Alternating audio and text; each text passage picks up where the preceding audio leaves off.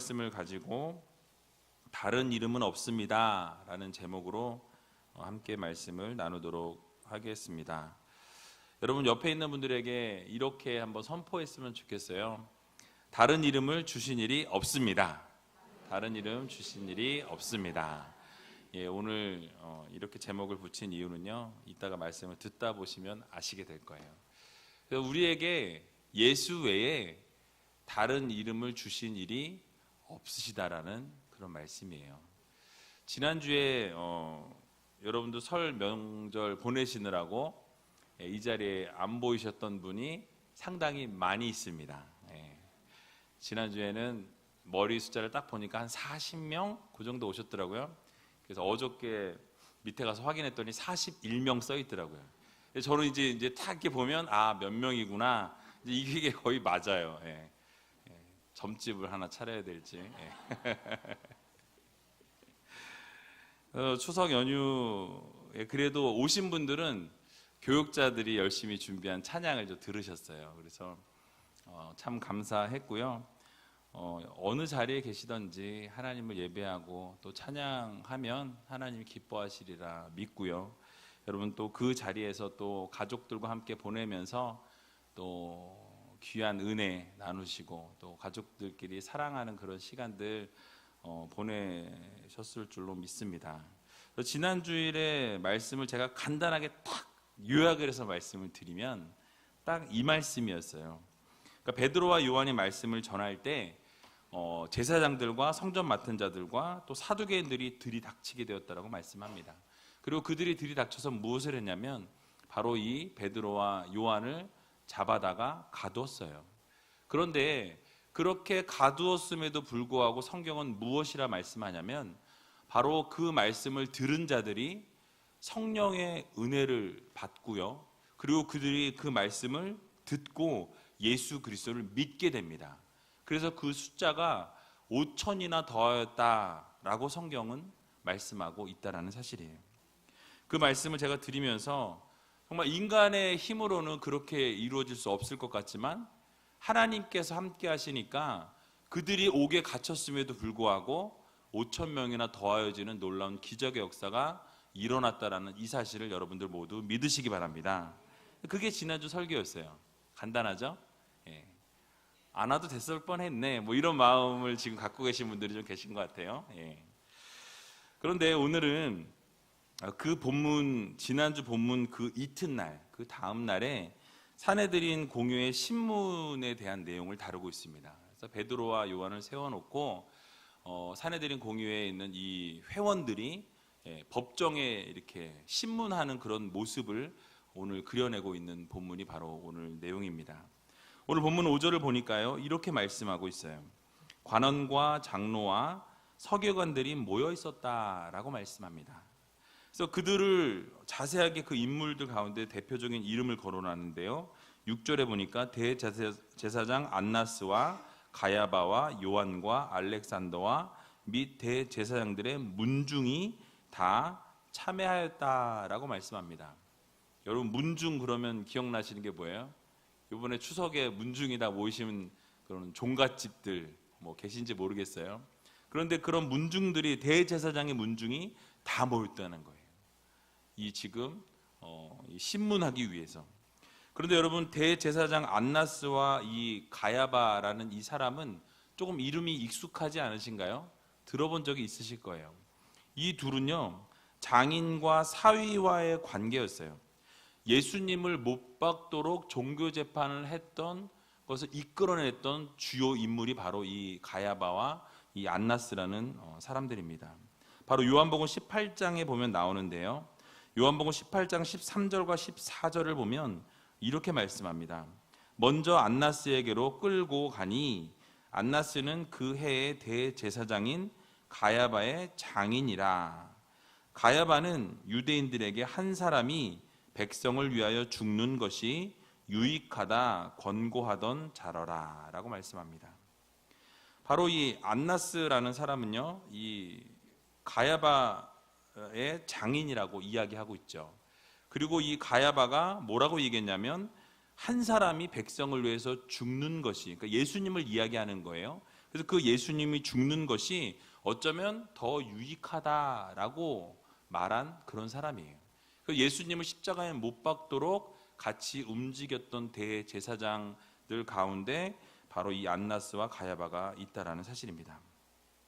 바로 이런 인물들이 예수님만 십자가에 못 박아 죽게 한 것이 아니라 그 이후에도 계속해서 활동하면서 사도들이 복음을 전하는 일에도 방해를 하는 그 중심에 서 있었던 인물들이 바로 이 6절에 나오고 있는 사람들이라는 사실이에요. 그래서 바로 이 복음 전파 사역에도 집요하게 방해할 뿐만 아니라 이 부패한 유대교의 이 상징적인 인물들이 바로 이 6절에 나오는 이런 인물들입니다. 이런 인물들이 복음을 전파하는 사도들의 앞을 가로막았다라는 것을 우리가 오늘 본문을 통해서 알 수 있다라는 사실이에요. 그런데 그들이 어떤 것을 사도들에게 묻고 있습니까? 오늘 7절에 보니까요, 이렇게 묻고 있어요. 우리 같이 한번 7절 읽어볼까요? 사도들을 가운데 세우고 묻되 너희가 무슨 권세와 네 이름으로 이 일을 행하였느냐. 자, 이렇게 질문하는 데는요, 의도를 가지고 질문을 한 것으로 보여집니다. 이 밑바닥에 깔려 있는 것은 무엇이냐면 바로 사도들이 이 행한 기적이 이 안진뱅이를 일으켰던 그 기적을 지금 무엇으로 생각하냐면 하나님의 이름을 근거한 기적이 아니라 악신을, 귀신을 근거해서 이 병을 일으켰다라는 그런 근거를 가지고 묻고 있는 거예요. 그래서 너희가 무슨 권세와 누구의 이름으로 이 일을 행했느냐? 하나님의 이름이 아니라 바로 너희들은 귀신의 이름으로 이 일을 행했다라는 그 근거를 밑에 깔아놓고 묻고 있는 것이라는 말씀입니다.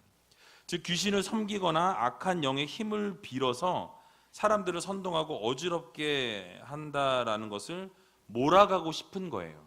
바로 너희들이 그 안진뱅이를 일으켰던 것은 하나님의 역사와 인도하심과 계획과 섭리가 아니라 바로 귀신이 선동되어져서 귀신의 앞잡이들이 바로 너희들이다. 그래서 이 사람들을 다 우르르 몰아가지고 이렇게 세상을 어지럽게 하고 있다라는 것을 지금 이렇게 엮어서 넣으려고 이 말을 던진 의도가 바로 이런 의도가 깔려 있다라는 거예요.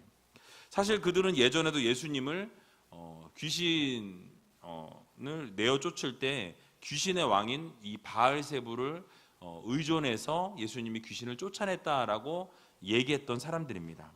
예수님의 기적을 인정하지 않았던 적이 있어요. 그런데 베드로가 이렇게 묻고 있는 그 사내들인 공유의 앞에서 당당하게 이야기하는 것을 볼 수 있습니다. 8절과 9절에 보니까요, 이렇게 말씀하고 있어요. 이에 베드로가 성령이 충만하여 가로되 백성의 관원과 장로들아, 만일 병인에게 행한 착한 일에 대하여 이 사람이 어떻게 구원을 얻었느냐고 오늘 우리에게 질문하면 이라고 말씀하고 있어요. 자, 역시 베드로는요, 성령에 충만하여져서 사내들인 공유의 앞에서도 당당하게 두려워하지 아니하고 말씀을 선포하고 변론하고 있는 것을 볼 수 있습니다. 중요한 것은요, 늘 말씀드리지만 성령이 충만하여지면 무서울 게 없어요. 성령이 충만하여지면 놀라운 기적 역사가 일어나고요, 성령이 충만하여지면 담대해지고 성령이 충만해지면 지혜가 넘쳐난다는 거예요. 그래서 이 성령이 충만할 때와 성령이 충만하지 않을 때는 엄청난 차이가 있다는 것을 제가 여러 번 말씀을 드렸습니다. 성령 받기 이전의 제자들과 성령 받은 이후의 제자들은 180도 바뀌어 있는 것을 여러분 볼 수 있다는 거예요. 그렇죠? 예수님을 배반하고 도망가고 저버리고 부인했던 제자들이었어요. 그러나 이제 성령 충만함을 받은 이후에는 어떻습니까? 담대해요. 무섭지 않습니다. 지혜롭게 행동하고 있다라는 거예요. 그래서 마찬가지로 성령에 충만하여졌던 이 베드로는 자신들이 행했던 이런 일들이 착한 일이었고 바로 이웃을 구원하는 일이었다라고 대답하고 있는 거예요. 우리가 했던 이 일이 율법에 어긋나지 않는다. 바로 율법에서도 이야기하는 것처럼 착한 일이고 이웃을 구원하는 일이었다라고 말씀하고 있는 것입니다. 그래서 이 안진뱅이를 일으키고 세웠던 이런 모든 일이 바로 분명히 너희들이 볼 때뿐만이 아니라 세상 모든 사람들이 볼 때도 율법적으로도 착한 일이었고 그것이 어떤 것도 위배되지 않은 구원을 베푼 선행이다. 그런데 너희들은 뭐 했냐? 바로 그렇게 선행을 베풀었던 우리에게 가뒀다라는 거예요. 옥에 가뒀다 너희들이. 누가 잘못한 거예요? 내가 잘못했냐? 네가 잘못했냐? 너네가 잘못했다. 이거를 지금 차근차근 조근조근 설명하고 있는 것입니다. 그리고 무슨 권세로 이 일을 했느냐라고 있는 이 질문에는요, 사실은 정말 신중하게 대답을 해야 하는 그것이 숨어 있습니다. 왜냐하면 이 무슨 권세로 이 일을 했냐라고 물었을 때 잘못 대답하면 이단자나 신성 모독죄로 정죄를 당할 수 있었어요. 특별히 신성 모독죄는 사형에 해당합니다. 그래서 예수 그리스도께서 십자가에 못 박혀 죽으신 게 신성 모독죄였어요. 그래서 하나님과 관계가 없는 이 귀신의 힘을 빌려서 마술을 행한 이단자로 정죄를 당할 수도 있는 그런 상황이었는데, 베드로는 성령이 충만하여서 지혜롭게 이것을 대답하는 것을 우리가 볼 수 있다라는 거예요. 근데 만약에 이것을 우리의 능력으로 이 일을 행했다, 이게 내가 능력이 있어서 내 힘으로 이런 것들을 해냈다라고 이렇게 대답을 하게 되면 어떤 것에 걸리게 되냐면요, 바로 하나님과 관계가 없는 귀신의 힘을 빌어서 너희가 이 일을 행한 것이다 라고 말할 수 있는 것에 걸리게 됩니다. 또 만약에 예수 이름으로 행했다라고 이야기하게 되면 그 당시에 예수님을 이단자로 정죄했던 사람들이 바로 이 사람들이었어요. 그래서 예수 이름으로 이 일을 행했다 그러면 어떻게 될까요? 그럼 너희도 뭐예요? 이단자다. 너희도 행악자다. 그래서 그들을 또 끼워 넣을 수 있는 그런 공간을 열어주게 되는 것이죠. 그래서 이 제자들이 이단자로 정죄받을 수 있는 그런 상황이었는데, 베드로는 아주 지혜롭게 이야기합니다. 그 모든 옳았던 일들이, 바로 행한 그런 일들이 착한 일이었고 그 사람을 구원한, 율법에도 어긋나지 않는 그런 일이다 라고 지혜롭게 대답했다라는 사실이에요. 여러분, 이렇게 대답할 수 있었던 것이 무엇입니까? 성령이 충만하여서, 성령이 함께 하심으로, 성령께서 그에게 지혜를 부어주시니까 이렇게 지혜롭게 대답할 수 있었다라는 말씀이에요. 여러분, 혹시 어려운 답변을 해야 될 그런 상황이 있으시거나, 또는 여러분들이 면접을 해야 될 그럴 상황에 놓이실 때 여러분, 성령께 지혜를 구할 수 있는 여러분 되시기 바랍니다. 내가 하면 60점밖에 안 돼요. 성령께 구하면 100점이 가능하다라는 말씀이에요. 그래서 여러분들이 어려운 답변을 해야 될 때 성령께 지혜를 구할 수 있는 여러분들이 되시기 바랍니다. 그래서 베드로도 자신의 지혜로 말하는 것이 아니라 성령의 충만함을 입어서 하나님께서 그 입에 할 말을 주신 그 말씀, 그것을 그대로 전했다라는 사실이에요. 성령의 힘을 전적으로 의지하고 하나님께 그 모든 것을 내어 맡길 때에 하나님께서 말할 것을 허락해 주셨고, 그 말을 성령의 충만함으로 답변할 것을 입에 허락해 주셨을 때 말을 그대로 전했더니 아무런 일이 없었다라는 사실이에요. 출애굽기 4장 12절에도 보면요, 이제 가라, 내가 내 입과 함께 있어서 할 말을 가르치리라 라고 말씀하십니다. 이게 오늘 설교 준비는 지난주에 했던 건데, 오늘 본문 말씀, 성경 그 대신방 때 이 본문 말씀이 있었어요. 그래서 참 신기하다 그랬어요. 이게 바로 모세에게 하신 말씀이거든요. 저 할 수 없어요. 저 못해요. 저 부족해서 못합니다. 지도자 할 수 없습니다. 그럴 때 하나님께서 내 입에 내가 할 말을 넣어주겠다, 아론을 세워주겠다, 계속 설득하시고 말씀하시거든요. 그래서 입에 있어야 할 것을 하나님께서 가르쳐 주겠다는 거예요. 누굴 통해서? 성령을 통해서. 또 누가복음 12장 12절에 보면 마땅히 할 말을 성령이 곧 그때에 너희에게 가르치시리라 하시니라. 아멘. 무엇입니까? 우리가 해야 될 말을 알지 못할 그때에 우리가 성령께 간구하고 기도하면 성령께서 할 말을 여러분들의 입에 주신다라고 말씀하고 있는 것입니다. 그래서 여러분들을 하나님께서 주실 것을 믿고 가르친다라고 말씀하시니까 우리는 그저 하나님 앞에 구하면 되는 거예요. 또 성령의 충만함을 받으면 끝입니다. 해결되는 거예요.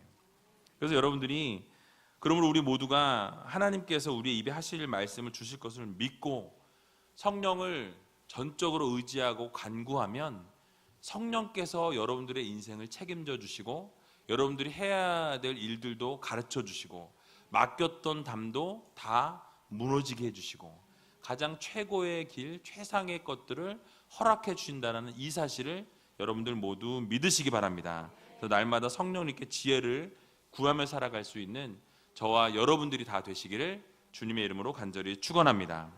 또 오늘 본문 10절을 보게 되니까요, 이렇게 말씀하고 있어요. 너희와 모든 이스라엘 백성들은 알라, 너희가 십자가에 못 박고 하나님이 죽은 자 가운데서 살리신 나사렛 예수 그리스도의 이름으로 이 사람이 건강하게 되어 너희 앞에 섰느니라. 아멘. 여러분, 무엇이라고 말씀하고 있습니까? 바로 이제는 이 베드로가 성령에 충만하여져서 그 일이 율법에 어긋나지 않았다라고 이렇게 말을 한 이후에 이제 본인이 하고 싶은 본론으로 들어가고 있습니다. 뭐예요? 바로 너희가 예수 그리스도를 십자가에 못 박았다, 이 나쁜 놈들아, 이거를 지금 선포하고 있는 거예요. 그리고 그 죽은 자 가운데 살리신 그 나사렛 예수, 하나님께서 살리신 그 예수님께서 바로 이 일을 행하셨다라고 선포하고 있는 것입니다. 그래서 이 이름으로 하나님께서 이 안진뱅이를 건강케 하셨다라는 것을 이제 선포하고 있는 거예요. 여러분, 만약에 이 이야기를 먼저 했다고 한다면 아마 이들이 들고 일어났을 거예요. 그러나 그 성령의 지혜대로 하나님께서 주신 말씀대로 먼저 한 이후에 본인이 하고자 하는 말을 선포하니까 그들이 뭐라 그래요? 오늘 읽었던 뒤에 본문에 보면 할 말이 없는 거예요. 너무 지혜롭게 말하니까. 거기다가 그냥 평범한 사람인 줄 알았는데, 어부였는데 너무나 지혜롭게 말하니까 깜짝 놀랐다라고 성경은 말씀하고 있는 것을 볼 수 있습니다. 여기서 우리가 얻을 수 있는 교훈은요, 성도들은요 때로 대적들 앞에서 담대하게 주님의 이름을 선포할 수 있는 그런 믿음을 가져야 한다는 거예요. 때로는 우리가 담대하게 그 많은 공의의 사람들 앞에서, 법정 앞에 서서 이야기한다는 것, 변론한다는 것 결코 쉬운 일이 아닙니다. 그럼에도 불구하고 성령께서 주시는 말씀대로 선포하며 나갈 때 놀라운 기적의 역사가 일어나게 되었다는 사실이에요. 우리가 대적자들 앞에서도 담대하게 주님의 이름을 증거하며 살아갈 수 있는 여러분들이 다 되시기 바랍니다. 그래서 여러분, 사내들인 공회에 있는 모든 이 사람들이요, 무슨 권세와 누구의 이름으로 안진뱅이를 온전하게 만들었냐는 이 질문에 바로 너희가 죽였던 그 예수 그리스도, 바로 그 주님께서 이 안진뱅이를 살리셨다, 구원하셨다, 고치셨다 선포하고 있는 거예요. 앞에서도 잠깐 언급한 것처럼 예수 이름으로 이 일을 행했다고 대답했으면 이단의 괴수로 몰렸을 것입니다. 또 십자가에 처형시킨 것처럼 베드로도 이렇게 이단자로 처형당할 수 있는 상황이었어요. 그럼에도 불구하고 무엇입니까? 조금의 망설임도 없었다라는 거예요. 이유가 무엇입니까? 성령의 충만함을 입었기 때문에, 하나님이 함께 하신다라는 확신이 있었기 때문에 두려울 것이 없었다라는 사실이에요. 담대하게 예수 이름으로 이 안진뱅이가 건강하게 되어서 지금 너희 앞에 서 있다라고 선포하고 있는 것입니다. 여러분, 우리도 이러한 담대함들이 우리 안에 있어야 돼요. 여러분들이 어느 자리에 가 계시든지 예수 이름을 담대하게 선포할 수 있는 여러분들이 다 되시기 바랍니다. 그래서 여러분들이 어디 식당에 가시거나 어느 자리에 가시든지 식사하실 때 기도 당당하게 하세요. 숟가락 딱 떨어뜨려 놓고 주스시면서 잘 먹겠습니다 이러지 마시고, 정말 주님의 그 사랑 감사합니다, 이렇게 감사, 영광, 은혜 올려드릴 수 있는 여러분들이 되셨으면 좋겠어요. 여러분들이 이렇게 살아갈 때 정말 중요한 것은요, 우리가 믿음의 본을 보이는 거예요. 여러분들이 살아가면서 정말 믿음의 선배들로서 또 하나님의 귀한 자녀로서 성도로서 여러분들의 그 모습을 보이기 위한 삶이 아니지만 보여지는 삶이 될 수밖에 없거든요. 그러면 우리가 살아갈 때 어떻게 살아가야 되느냐? 그리스도인으로 살아가야 한다라는 것입니다. 어느 자리에 있든지 예수 그리스도의 향기를 드러낼 수 있는, 여러분들이 예수 그리스도의 편지로 살아갈 수 있는 그런 성도님들이 다 되어야 한다라는 말씀이에요. 그래서 여러분들 이번 주간이 마태파티, 이번 계속해서 11월 달까지 마태파티 주간이에요. 여러분들이 하루하루의 삶을 불신자들에게 보여주는 삶을 살아야 되잖아요. 그럴 때 여러분들이 주변에 있는 분들 마태파티로 초청하셔서, 목장으로 초청하셔서 같이 은혜 나누시고 또 같이 찬양하시고 예배하시고 교제하시고, 이런 것들이 먼저 이루어지고 교회에 들어오시면 교회에서 떠나지 않을 확률이 더 높다라고 이야기합니다. 왜요? 친구들이 먼저 생기기 때문에. 그래서 여러분들이 먼저 목장으로 인도하셔서 함께 이렇게 나누고 그리고 교회로 모시고 오면 더 좋을 것 같아요. 그래서 여러분들이 교회에 나오라고 권하지 않더라도 여러분들이 정말 살아가는 그 모습이 은혜로워요. 여러분들의 모습을 볼 때마다 막 은혜가 막 뚝뚝 떨어져요, 이렇게. 그러면 그거 보고 교회가 오고 싶은 거예요. 그거 보고 예수 믿고 싶은 거예요. 여러분들이 평생에 이 말을 좀 듣고 사셨으면 좋겠어요. 당신이 믿는 그 예수, 나도 믿고 싶다고. 당신이 믿는 그 예수, 어떤 분인지 내가 모르겠는데 당신의 그 삶을 보니까 내가 그 예수 믿고 싶다. 이런 말을 들으며 살아갈 수 있는 여러분들이 다 되시기 바랍니다. 여러분들은 스스로가 전도지라는 이 사실을 잊지 마셔야 돼요. 아, 내가 전도지다. 내가 어디를 가든지 나는 전도지야. 여러분, 이 사실을 잊지 마셔야 돼요. 또 여러분들은 복음을 전하는 도구라는 사실을 여러분 꼭 기억하시기 바랍니다. 아까 말씀드린 것처럼 여러분들은 그리스도의 향기요 편지예요. 어디를 가나 여러분들이 믿지 않는 자들에게 하나님께서 여러분들 향해서, 여러분들 통해서 믿음의 그 계보들이 펼쳐지도록 하나님이 그것을 원하신다라는 이 사실을 꼭 기억하시고 날마다 여러분들의 그 은혜로운 모습, 그게 근데 보이기 위한 거로는 안 돼요. 내가 거룩한 척 하려고 성경 다 이렇게 이거 갖고는 안 됩니다. 이렇게 하고자 하는 걸로는 안 돼요. 그냥 여러분들의 그 삶의 모습이 정말 그리스도인으로서의 삶을 살아가야만 그 모습을 통해서 믿지 않는 자들이 돌아오게 된다는 놀라운 그 기적의 역사를 여러분 맛보며 살아갈 수 있는 저와 여러분들이 다 되시길 주님의 이름으로 간절히 축원합니다. 또 오늘 본문 11절을 보게 되면요, 이 예수는 너희 건축자들의 버린 돌로서 진 모퉁이에 뭐가 되었대요? 머릿돌이 되었느니라. 아멘. 여러분, 베드로는 예수님께서 건축자들의 버린 돌이 곧 머릿돌이 되었다라고 선포하고 있습니다. 여러분, 머릿돌은요, 건물을 세우는 데 있어서 가장 기초가 되는 주춧돌이에요. 그래서 이렇게 모퉁이에 이렇게 뭐라 그럴까요? 만약에 사각으로 이렇게 집을 짓는다 그러면 이 끝에 있는 여기가 이제 그 모퉁이 돌이거든요. 그런데 이 건축자들이 버린 것이, 이 모퉁이 돌이, 이 건축자가 버렸던 것이 머릿돌이 되었다라고 말씀하고 있어요. 여러분들, 이 머릿돌은요, 건물을 세우는 데 있어서 가장 중요한 기초석이에요. 가장 밑바닥에 만약에 이 깔려 있는 이 돌이 튼튼하지 못하고 막 부서지는 돌이다라고 한다면 여러분 집이 튼튼할 수 있을까요? 없어요. 튼튼할 수 없습니다. 머릿돌은 이 건물의 벽 사이에 연결해주는 필수적인 기초석이라는 이 사실이에요. 이 기초석을 중심으로 건물이 지어지게 됩니다. 그런 의미에서 이 머릿돌은요, 우리 신앙과 삶의 기초를 상징하는 예수 그리스도를 말씀하고 있는 거예요.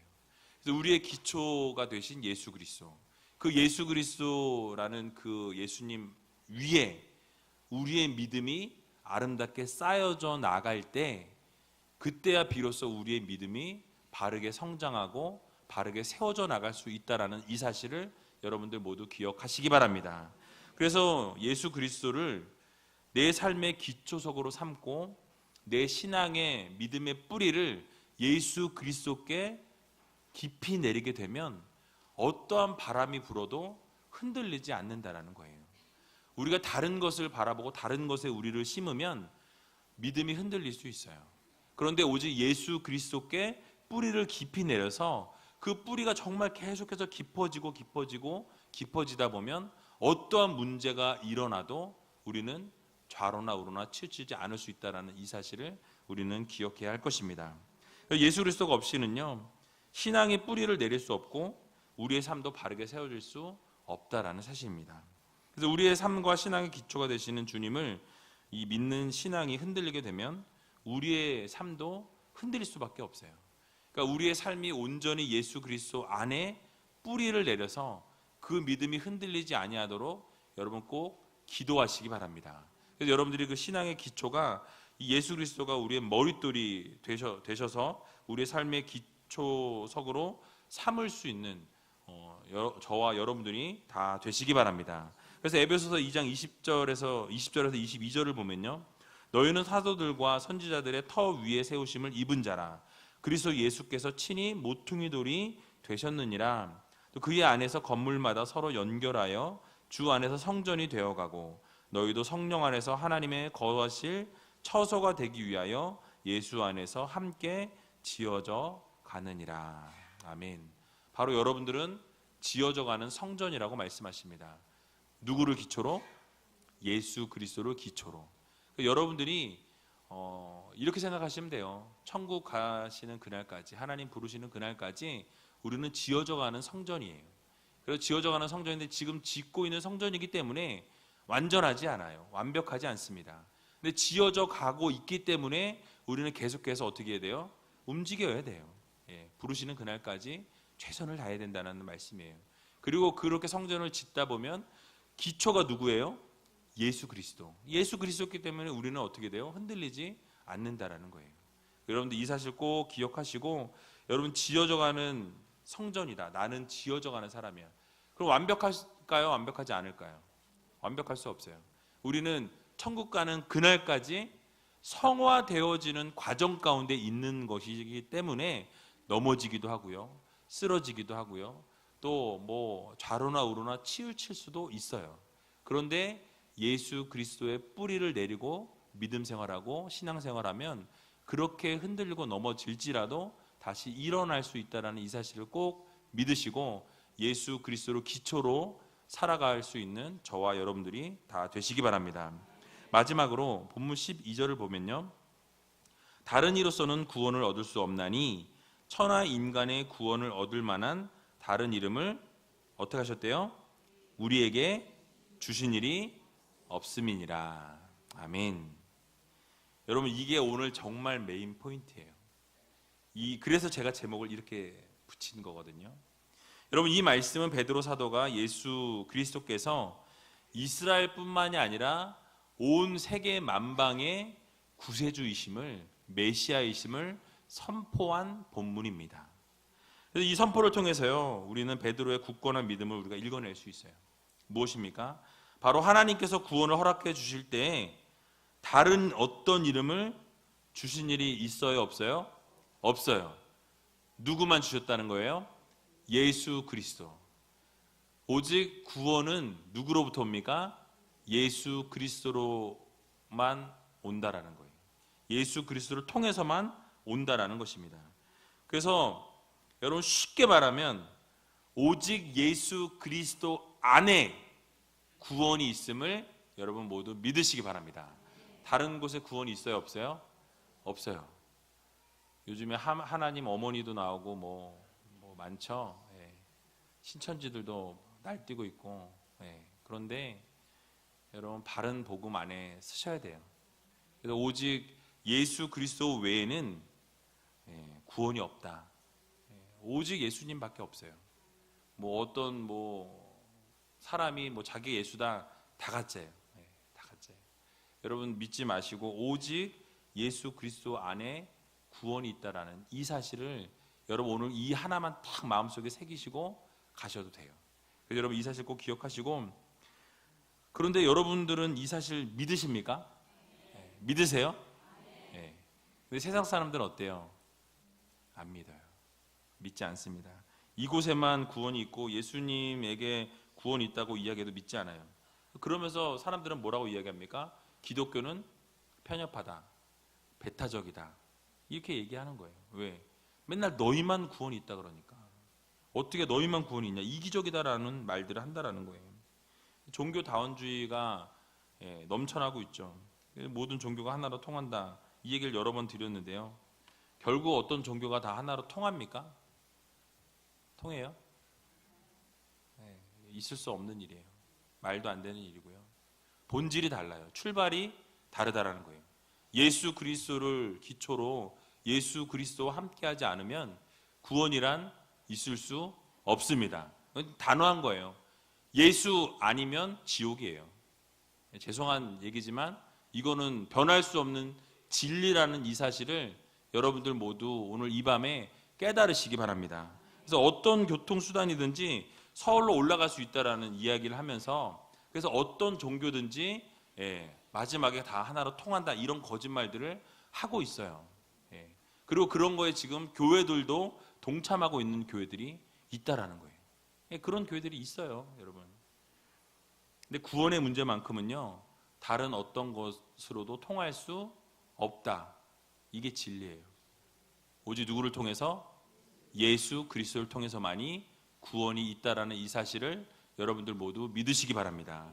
그래서 우리의 죄를 사하시고 자신의 십자가에 못 박아서 모든 죄를 담당하신 예수 그리스도만이, 여러분을 위해서 피 흘려 돌아가신 그 주님만이 우리의 구원자시요 메시아이심을 여러분들 모두 믿으시기 바랍니다. 그래서 요한복음 14장 6절에 보면요, 예수께서 가라사대 내가 곧 길이요 뭐예요? 진리요 생명이니 나로 말미암지 않고는 어떻게 해요? 아버지께로 올 자가 없느니라. 아멘. 무엇입니까? 예수 그리스도를 통하지 않고서는, 예수 그리스도를 믿지 않고서는 하나님 나라로, 천국으로 갈 수 있는 길이 있습니까? 없어요. 성경의 말씀이에요. 제 이야기가 아니라. 여러분, 예수님께서 우리의 길이 되시고 진리가 되시고 생명이 되어 주신다는 말씀이에요. 그래서 예수님을 말미암지 않고는 하나님께로 나아갈 방법이 없다라는 이 사실을 여러분 꼭 믿으시기 바랍니다. 예수밖에 없어요. 오직 예수. 여러분 이 사실을 꼭 믿으시고, 뭐 맨날 똑같은 얘기 또 하지? 이 똑같은 얘기를 또 해도 안 믿는 분이 계시니까 또 하는 거예요. 그래서 예수님만이 여러분들의 구원자 되신다, 이 사실을 여러분 꼭 기억하시기 바랍니다. 사도행전 16장에 보면요, 간수가 바울과 실라 앞에서 엎드려서 이렇게 물어요. 30절에 보니까요, 저희를 데리고 나가 가로되 선생들아 내가 어떻게 하여야 구원을 얻으리까 하거늘 묻고 있어요. 뭐래요? 내가 어떻게 해야 구원을 얻을 수 있습니까? 엎드려서 물었어요. 엎드렸다는 건 뭐예요? 존경의 표시예요. 그러면서 가장 존경하는 이 사람들 앞에 엎드려서 내가 지금 구원받고 싶은데 이 구원을 어떻게 해야 받을 수 있습니까? 직격탄을 날려요. 그런데 그것에 대한 대답이 뭡니까?